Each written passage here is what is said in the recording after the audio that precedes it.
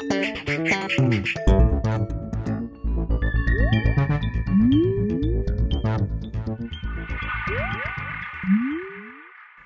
everyone and welcome to The Vortex, where lies and falsehoods are trapped and exposed. I'm Michael Voris.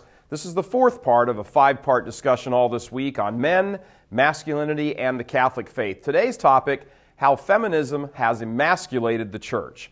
Men and women are different, as obvious as that seems, because it is.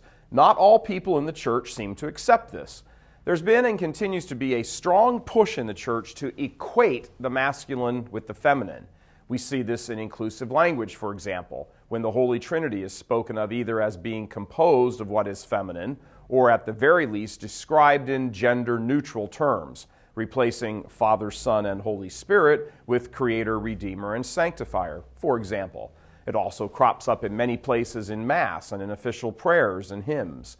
The philosophical problems that arise are when people try to make the concept of equality the same as being the same thing.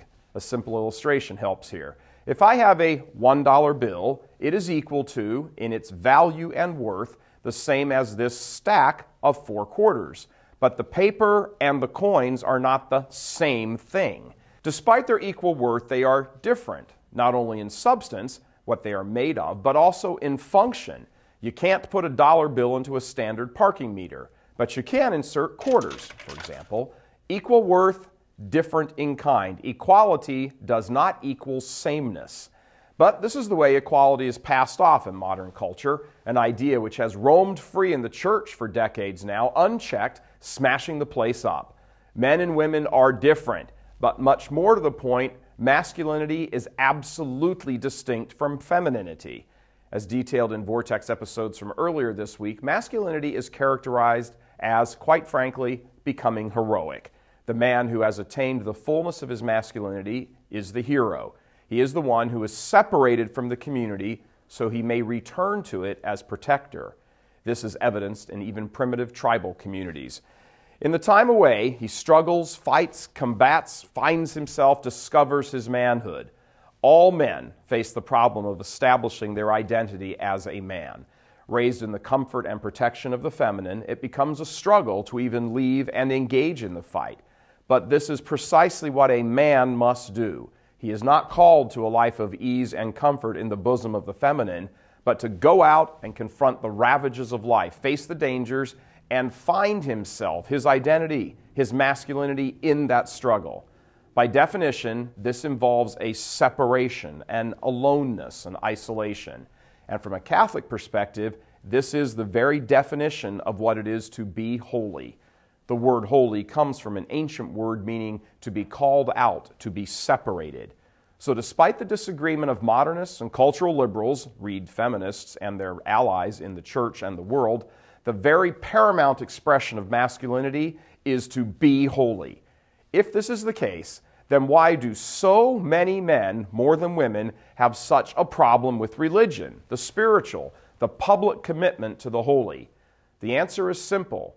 Faith, spirituality, religion have become the haunts of the feminine, the cult of femininity.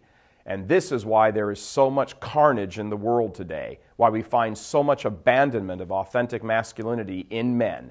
Men should be anchored to the holy, but they perceive access to the holy as somehow blocked to them by the goddesses of feminism, and so they go in search of some other place to be a man, to express their masculinity. Sons, for example, join gangs. They treat women as objects to be dominated sexually and physically. They engage in self-destructive behaviors at rates incredibly higher than women could ever dream of. Men drink, gamble, fornicate, abuse drugs, and are sitting in jail for violent crimes way out of all proportion to their numbers compared to women. These sons are ill-equipped to be fathers, not to mention husbands. They are incapable of passing on manhood to their sons because they aren't authentic men themselves. One of the very first principles of philosophy is you cannot give what you do not have. It is impossible for them to impart masculinity to their own sons. And this is largely owing to the surrender to the cult of the feminine. And when we turn to the church, whose founder is the perfect man, we see that the feminine has virtually overrun it.